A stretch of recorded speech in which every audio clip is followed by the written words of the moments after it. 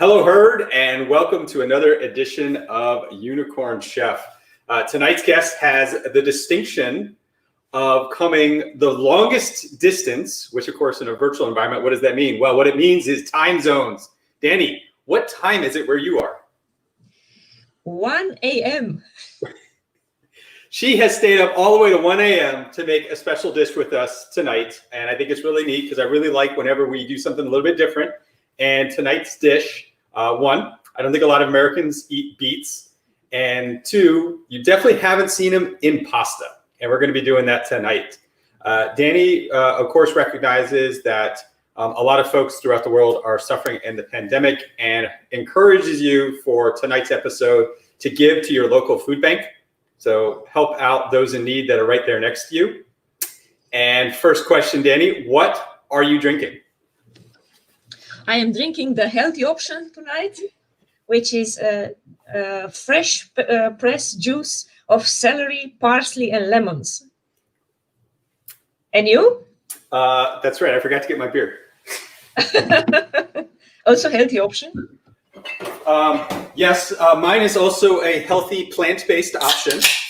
It is made with hops. It is called Burning Money. What exactly is it? Actually, a friend of mine brought this over. It's an IPA from Buffalo, New York. Cheers. Cheers. All right. What are we making tonight? So tonight we are aiming to cook in a season. And I think this dish also inspires us to cook and use the whole product. So we will take 2 of these beets. I have 2 big ones. Maybe if you have smaller ones, you can use 3 or 4 smaller ones. These are quite serious beets, and we will use them to juice them.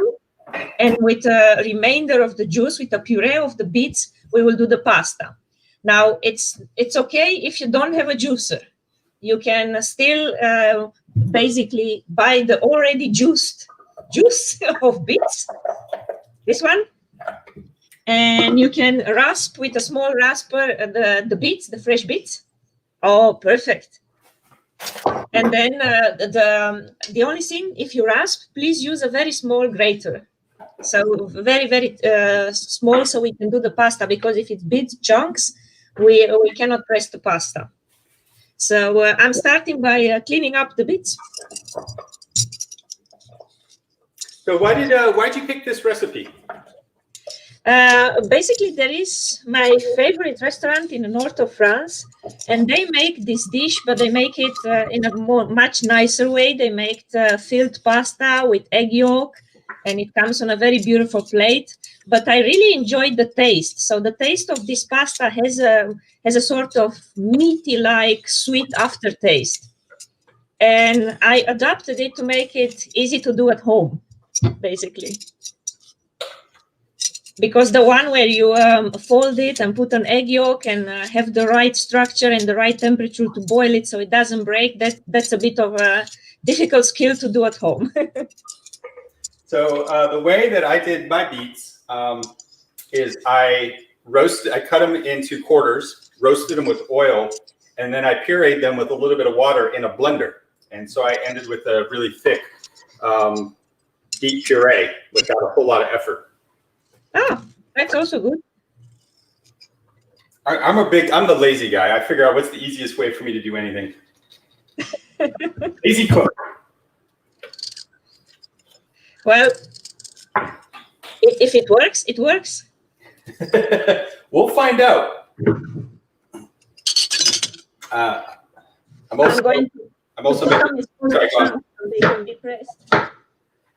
also making chicken soup from scratch because my daughter's sick. So I've got a big bowl of chicken soup on the stove cooking for her.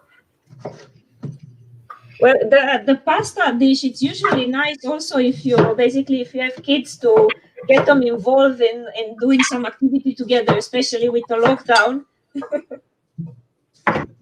Yeah, it's a good theory. I'm going to press the beets. To play with me more in the kitchen. I'm going to press the beets. Should I put myself on mute because it makes a bit of noise?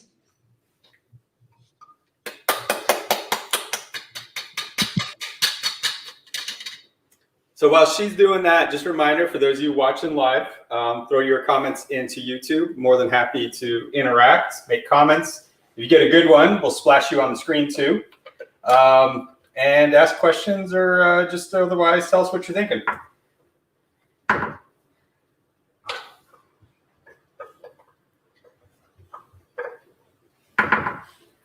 So while my approach to the beets was a lot quicker and easier here, the downside is you can never get all of everything of like a thick puree out of the bottom of a blender. I haven't figured that one out yet. Just keep getting smaller spoons as I scrape it out.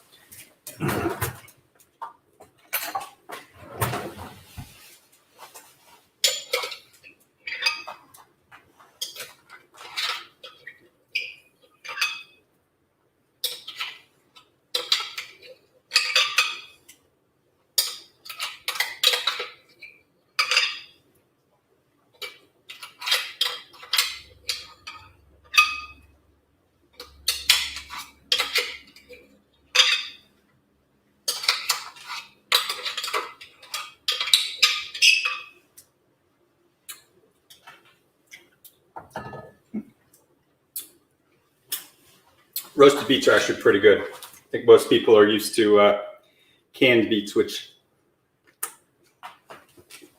has that sweet flavor of beets, but taste a lot more metal. Fresh beets, on the other hand, I think are awesome.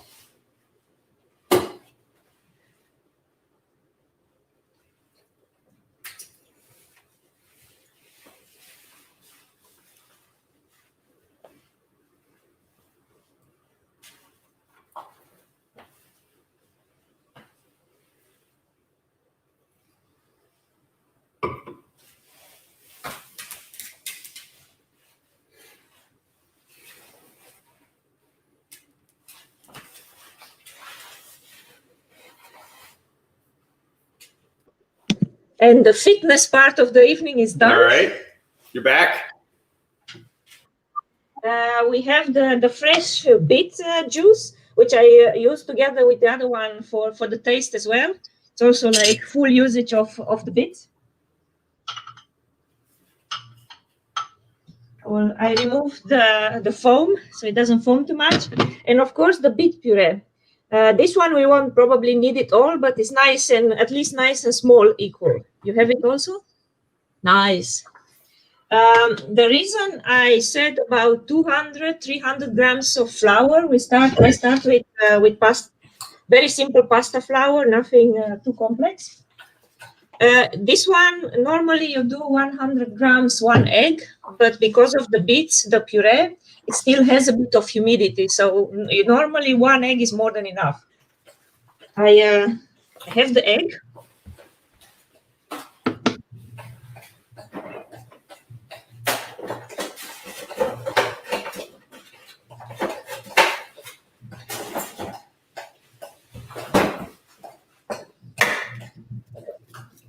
Bryson has the egg as well.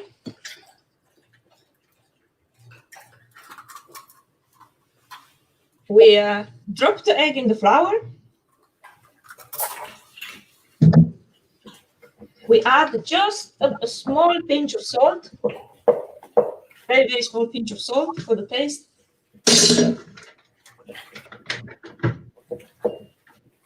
And a pinch of oil, olive oil. Olive oil is nice because even if you are not very familiar with making pasta, it makes it easier to mold. And of course, some of the puree. Olive oil.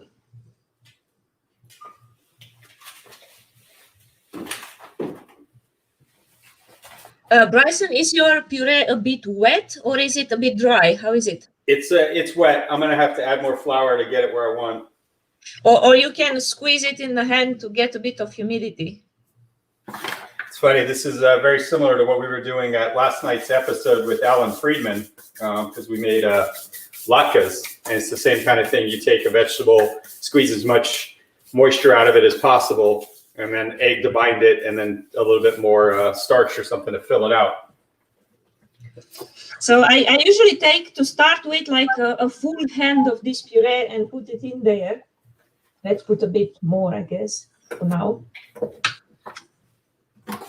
And I need a spoon to start mixing.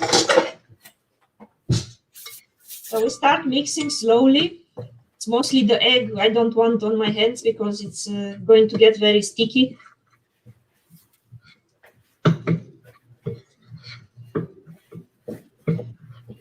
I think it's quite safe to put a bit more of the beet puree.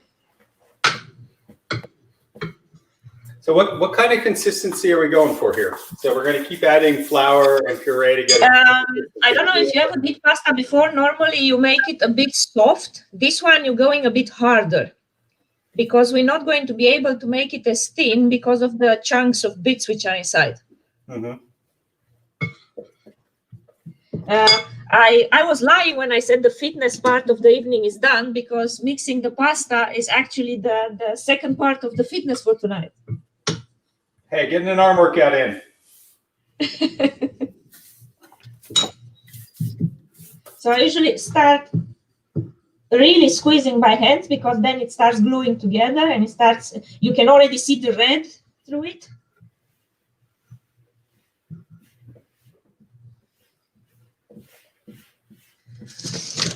I will put some flour on my work bench. So that's the pasta. And then we start mixing the pasta.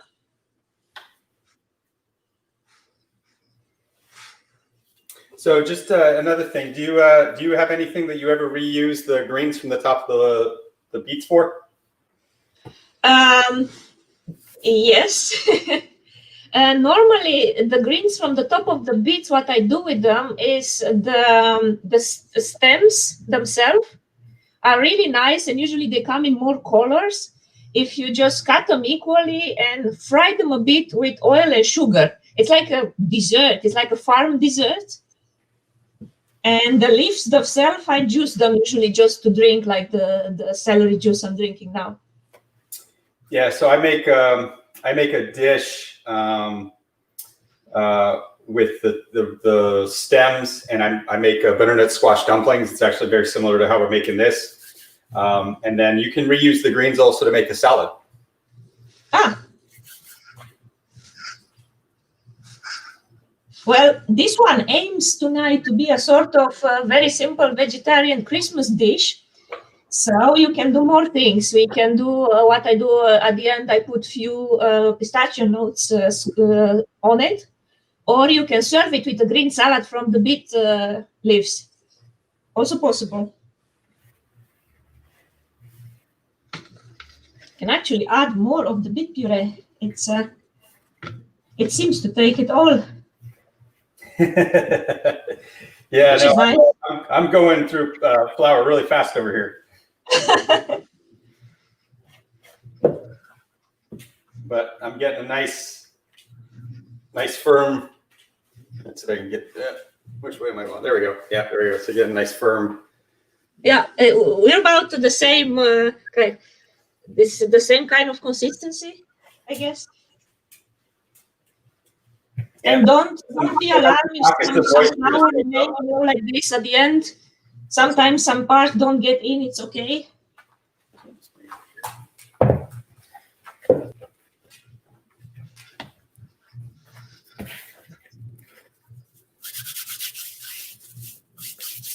How is the beer? It's very tasty. And it's very convenient that I just bought a 10-pound bag of flour today.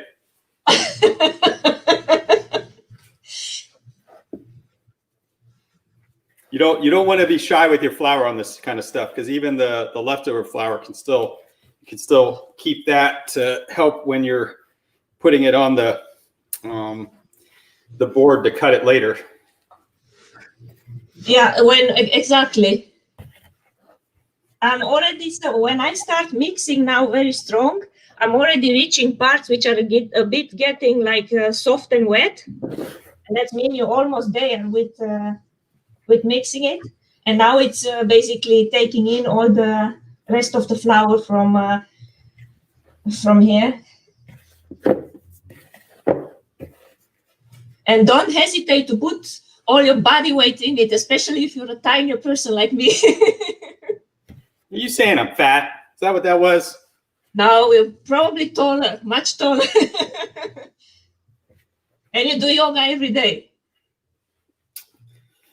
Yeah, hacker yoga is still going on. This took this week off. Just had too much going on, but I'll be back next week and Monday to Friday. Put it out Next there. week I'm back as well. I was doing another shift, so I couldn't do the yoga because it was like right last 2 hours of my work. But yeah, I started that because I like to do yoga. It really helps me with my back, and it just feels weird to do yoga by myself. So that's why I started as a class, and it's kind of the same way that this show came about. Was I just I figured I got to cook anyway, and with the pandemic, just not a lot of opportunities to really spend time with folks. So it was a neat way to kind of like cook with friends. Yeah, for me, the biggest disappointment was that normally at my house is where my friends eat. And since the pandemic, it's no longer possible. So, yeah. Well, how are you holding up?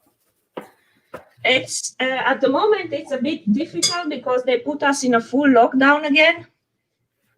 And they were even discussing today about maybe not letting you out more than half an hour a day or something like that.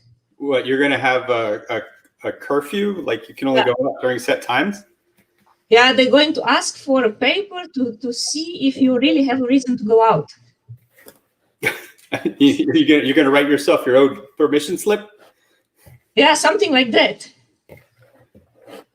All right. So it's a beautiful red ball at the moment, which is quite easy to squeeze by hand, but it's not too soft. It's like the children's what is that called in English? Play-Doh. Play-Doh, exactly. It's that structure, and it's just a bit sticky, but not too sticky to the hand. Now the big question, Bryson, did you prepare already the pasta before? Nope. No, because I did. No, I saw that you. I wasn't able to get ahead on this one, so I'm going to cheat for our final dish, and I'm going to use a regular German pasta that I'm going to do. Look, it's like a ball. I can throw it. What? It's like a ball. I can throw it. And it's this kind of consistency. I put the finger in it, but it's not too soft. Exactly Play-Doh. It's exactly that consistency. It doesn't glue to my finger. So what I do with this, normally like really tough Italian pasta makers, they cut it directly now. For beginners, what it helps is to put it in a refrigerator 5 to 10 minutes. So I usually put it in a plastic foil and put it a bit in a refrigerator. Just a few minutes.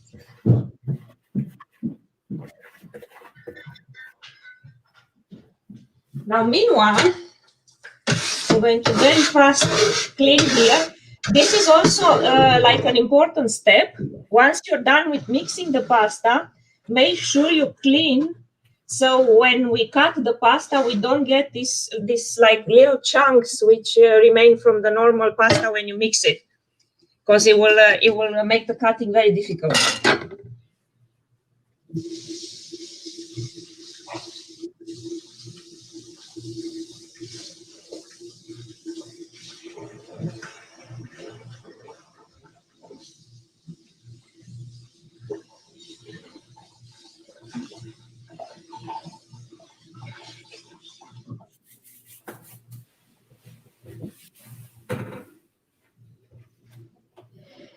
So the cheating part comes because I already prepared a bunch of pasta before, so we can see how it looks cooked.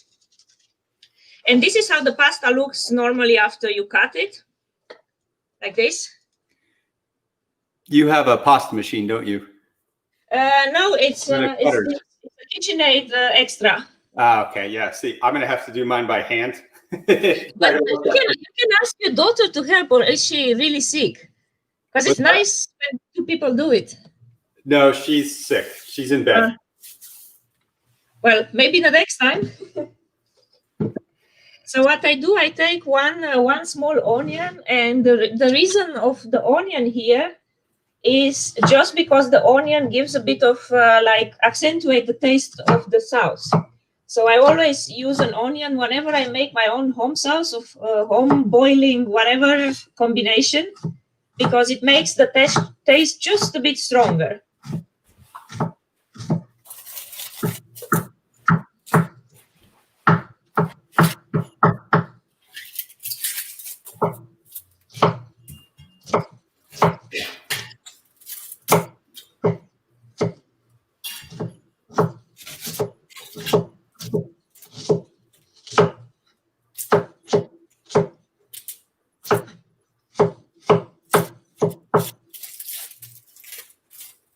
Done pasta with the onion. Put the onion in.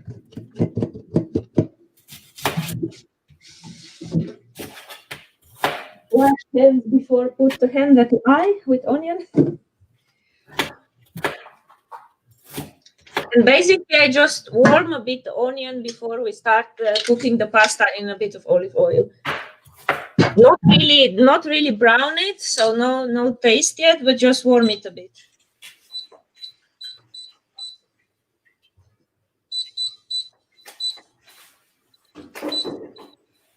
So we're gonna saute onion and then add the pasta in. Then add the beets juice.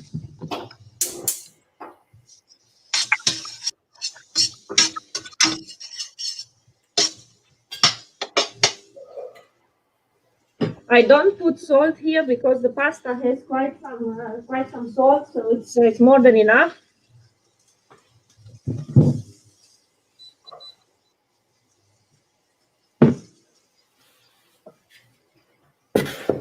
I'm adding the juice.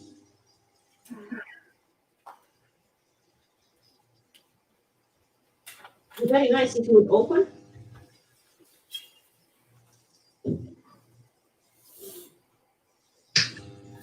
Yes.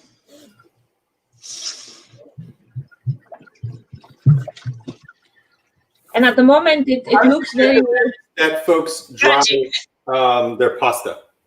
Sorry? How do you recommend folks dry their pasta? Like, right, if we were making this at that point, we got the pasta, we cut it, you just have a rack. We will cut the other one once this starts boiling. Okay. So I usually dry it on this, but in the house I was living before, I didn't have too much space and too much things in the kitchen. So at one moment, I even dried my pasta on a cloth hanger. That's what I'll be doing. I don't have a special pasta hanger. Do you have a cloth hanger? It works. I do. They have got. I will also add the. I'm cutting it, but now I got to let it dry overnight. I'm also adding the juice, which is fresh from the machine.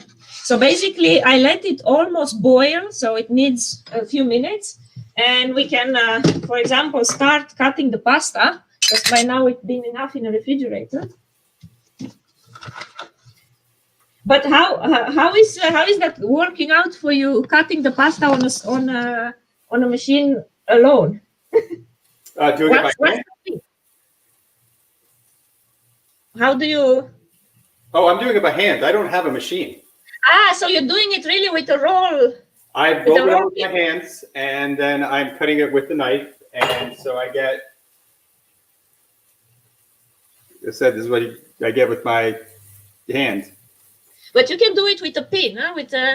I couldn't find my rolling pin. I don't normally bake, so I don't. Yeah, no. I have one somewhere. I have no idea where it went, so I did it by hand. I was over here kneading it out by hand and trying to get it even. Nice. My grandmother used to do it like that.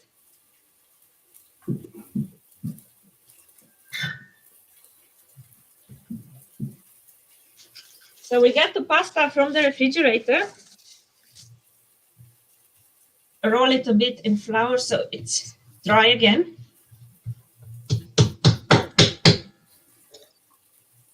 And And I take a piece of it. And basically we start with this.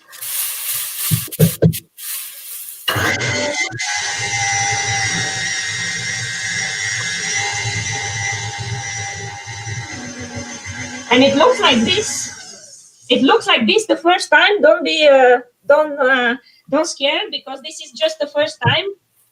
Just out of the refrigerator. Fold it again and again through the thing.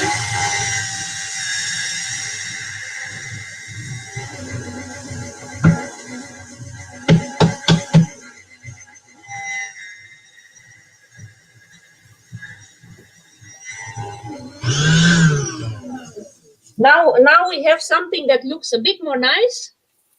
It's quite pink and it's a long kind of thing.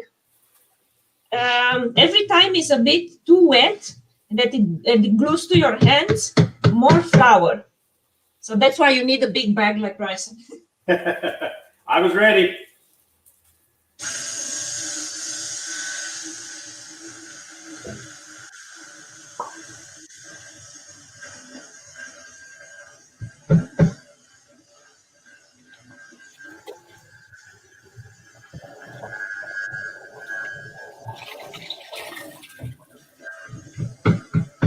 I'm going to go ahead and cut up some stems and throw it in there with my onions that I've got some translucent.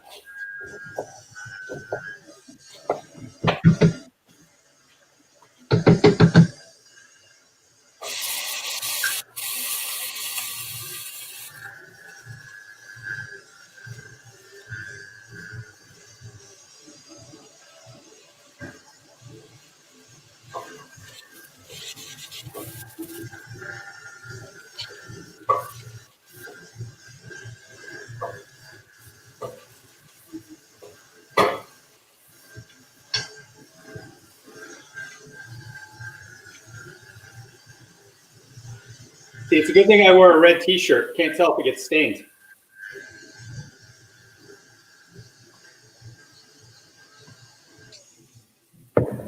So for whomever is using the same machine on the KitchenAid, basically the attachment on the KitchenAid, this pasta can take about thickness 5. In other words, the piece of beets will start popping out. So I did 4. Now I will do the 5, and then it's thin enough. It gets just a bit longer than this.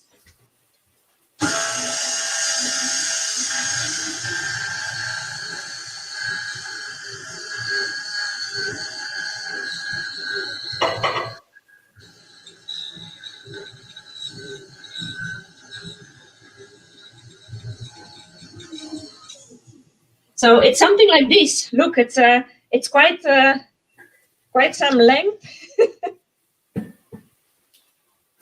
and we cut it in 2.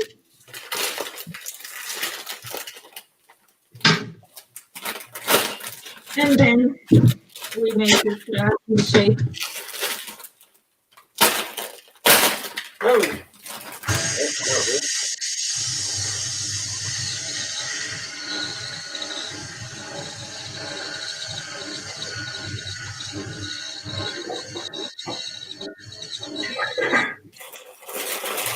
So basically, this is the pasta. It can dry overnight, or if you want to do it in the evening, you can also make it in the morning. Something like at least few hours to harden a bit. At the moment, it's very soft. It's going to become a puree if you boil it like this.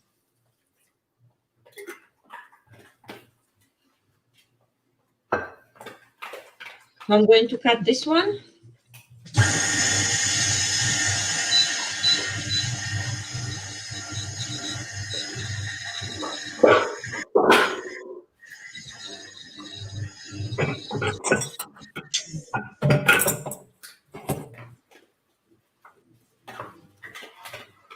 I can tell you this was one of my favorite attachments for the KitchenAid, the pasta maker. Look how easy. A one-hand pasta making without not much experience. And it's done.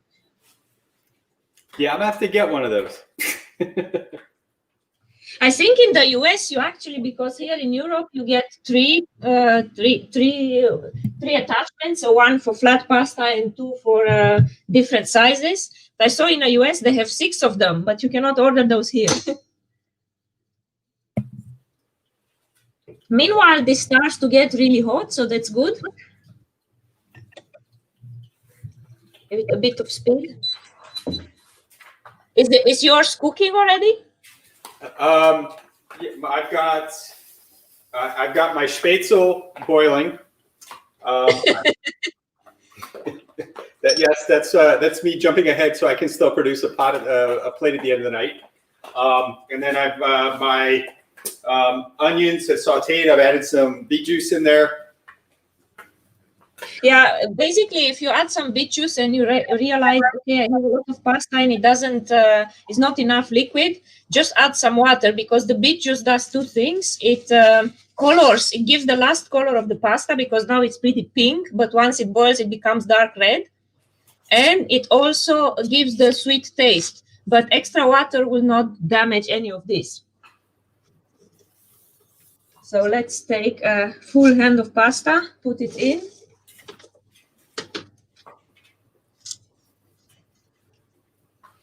The nice part of this is normally if it doesn't get basically all eaten the same day and you leave it in the pan, it will not decompose or become thick or whatever for the next day, so you can have a pasta lunch. Dewarm.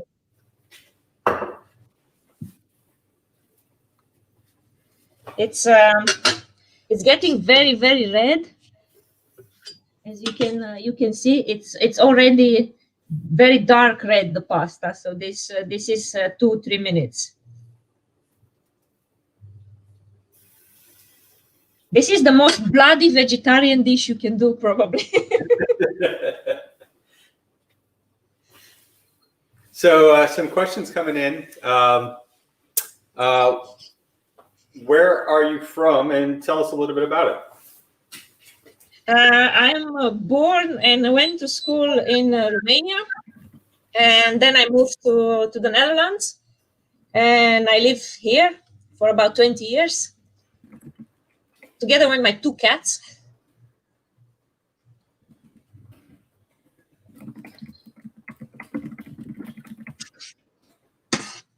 And I really enjoy to cook at home. This is like it's like therapy. You just can spend the entire Saturday in the kitchen, open a glass of wine, and cook and bake for 6 to 8 hours, and have a really relaxed holiday. So from that point of view, I didn't suffer too much for not having any holidays this year with all the Corona things. But yeah, it's. I did miss Defcon. I was looking forward to my little holiday in the summer. Where do you normally like to go on holiday? Depends. Either somewhere where it's warm and it's good food, so something like south of Italy would be nice, or Spain, or to the US. The US is a lot of like visiting a big city, like walking around a lot, seeing friends. Friends from Defcon. Every time there's some people I meet the year before Defcon, I happen to visit just before Defcon. Nice. I noticed you're wearing the Defcon sweatshirt. Yes. There it is. There you go. What's your favorite part about Defcon? Just before Defcon.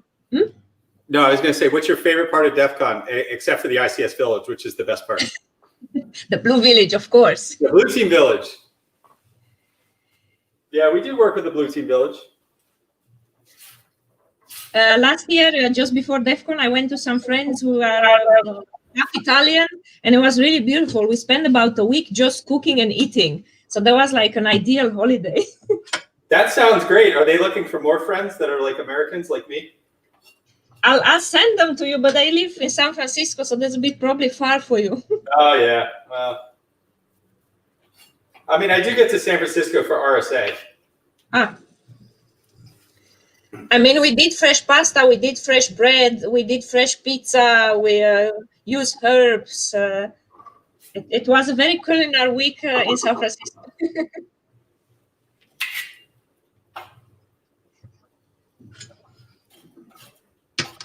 So this pasta is it's boiling a bit slower than the regular pasta due to the beets. Don't be afraid to leave it longer. It will not curl, or normally it will not destroy the shape if it boils for more than 10 minutes. Okay. So we got our pasta boiling in the beet juice with the onions. Yeah. And then that's it. We're just waiting and then we serve, right? Basically, what I do is put something green on it because then it makes Christmassy-like. And I also like to use nuts because it has a bit of extra bite to the dish, like some crunchiness on it. It doesn't do much for the taste, unfortunately. Are you going to finish with the nuts, or are you going to put them in the sauce? I'm just going to put them on the plate on top, and then when you eat the pasta, you get a bit of the crunch with it. But I also chop them up a bit because they're quite big, so I chop them in small pieces.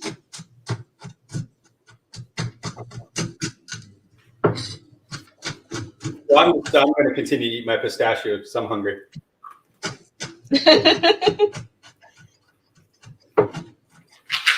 So what do you do for work, Danny?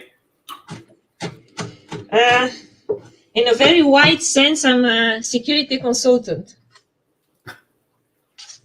At the moment, threat analytics.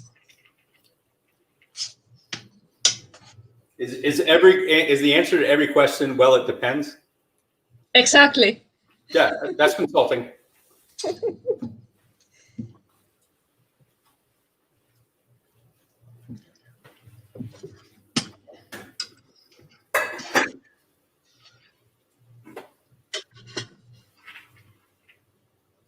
So I actually worked about a few years ago for a company who did research in ICS security. We did quite some nice things. What'd you learn doing that? We learned that sometimes things cannot be replaced because they're too bloody expensive. That pretty much sums up ICS. Imagine a computer with a bunch more zeros behind it and an expectation that you can only buy it every 20 to 30 years. Exactly. Yep. And if you update, then you sign a sort of paper which you say, by updating it, I'm assuming all the risks. Assuming you can even update it. Ah, yeah. And what do you do at the moment? It's you are busy with science, with Grim. What else? Let's see, what jobs do I have right now? So I founded Scythe and Grimm. I'm full-time at Scythe. I co-founded the ICS Village with Tom Van Norman. So we turned that into an official nonprofit company. So we run that, educating folks on ICS. I'm on the board of advisors of the Army Cyber Institute. So helping them with their research projects. Let's see what else. I'm a senior fellow at the R Street Institute. So that's where I push a lot of the policy and think tank stuff. Nice. And a few other like small things. I mean, those are, I think, the big ones. And you are not in San Francisco, as you were saying once about speaking about your startup. I'm in Washington, D.C. Ah. How is the weather like? Is it winter now in Washington? Coincidentally, today it snowed and sleeted. It has been horrible, freezing weather today. We had our first winter. Oh, wow. Here it's like raining for days.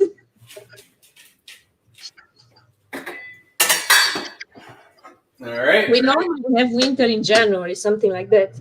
Maybe February. Hey, look at that. The spätzle that I made from hand by opening the package is ready.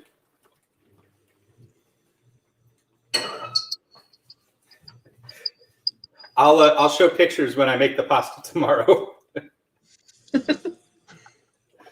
I promise I'll do it. It's over here. It's ready to dry. I think it looks pretty, even though I don't have a KitchenAid to make it for me. Well, my grandmother used to do with one of those rolling pins, roll it quite thin, and then cut it with a knife. I must say that's quite a work to do that. Well, that's what I did.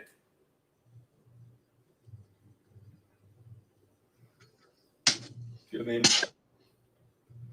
yeah, I think it came out pretty well. Is that cooked? No, that's raw. That's what I just cut. Ah, okay. And are you going to cook it? Yes, tomorrow. I'll have to cook it tomorrow after it dries. Ah. I will send you pictures, I promise. I am going to see this recipe all the way through, even though I didn't quite have it all together here.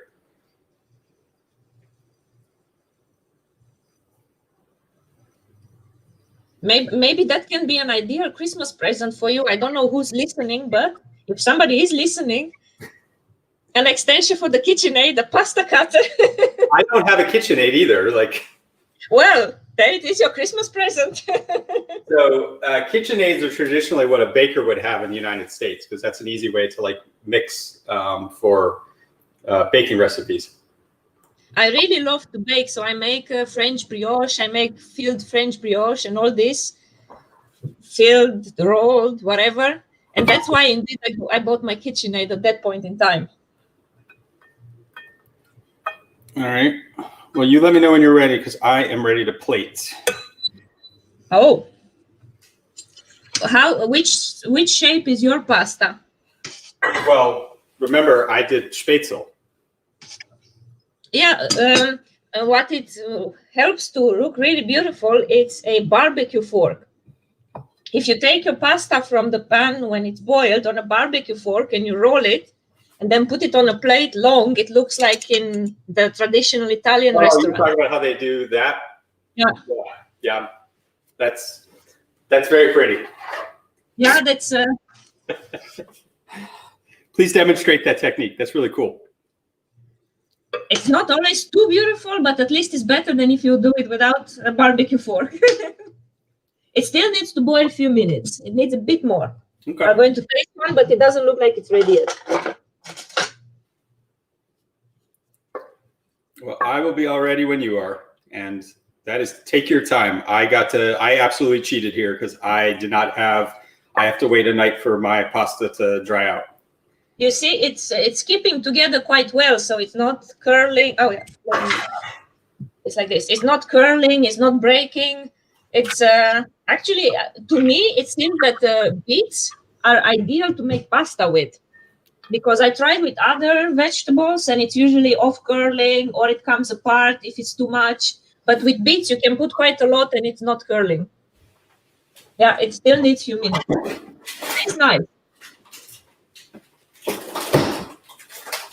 So I had this basically this tradition that every New Year I'm going to this restaurant and it's the most amazing food. The guy is extremely creative and it's an artist, and also everything tastes nice. And this year, well, of course, we're not allowed to travel anywhere, so it's sad year. Yes, some point in the future we will all be able to be together again. In the meantime, kind of right. Some point in the future. That's a good one. Yeah, the hypothesis over here right now is that there aren't going to be any physical conferences next year because the amount of time you have to lead time for a conference. So that 2022 is going to be the first time that physical conferences become a thing again. Yeah.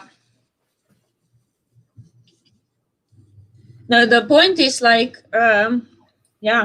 you need, at one point, I think we need some sort of way to do a holiday which relaxes us, because like this year I took all my free time and I invested on online conferences or courses, but I literally had no day that I just went outside and relaxed or read a book or something, nothing to do with work, to say so. And I keep feeling it more and more like I'm tired. I'll bet. You can't do that to yourself. I mean, I'm not one to talk. I don't take time off ever, but still, you should take time off. Yeah, I will take some time off the last week, but I'm helping with... Oh, that's right. We have New Year's Eve for Defcon. Yes. Now also the Grimm conference. And GrimCon is The night before.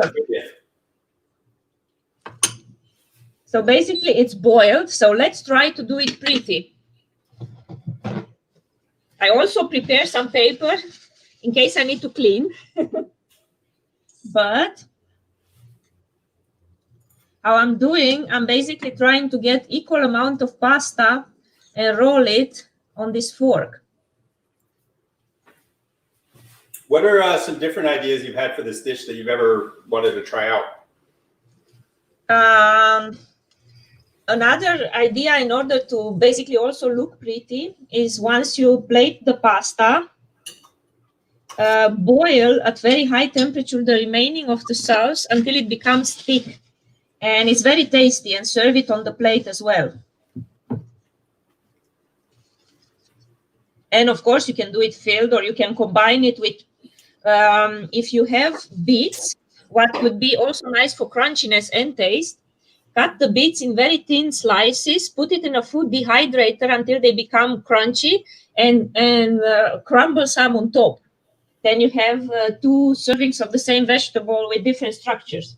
So like this, it became, you see, by barbecue fork, it became beautifully plated. And we give it some pistachio nuts, and it's a beautiful plated pasta. Oh, are you ready for a picture? Yes. Right. For the taste, you usually have to add a bit of the juice, but you can take the picture first and I'll add the juice after. Well, no, take your time. Make it exactly what you want. This is going to be preserved forever. I think for this one, it's better like this for the picture because I cannot keep it straight with the juice. Okay. Are you able to get in the picture with it, behind it? Let's see what the camera is. Yes. Okay. This is mine. Oh.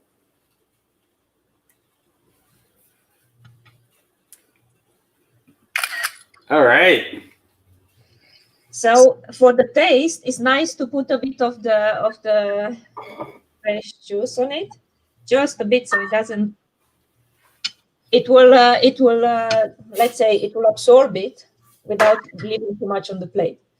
So then it's a bit juicy when you serve it as well. And because of the colors, this can be a Christmas dish.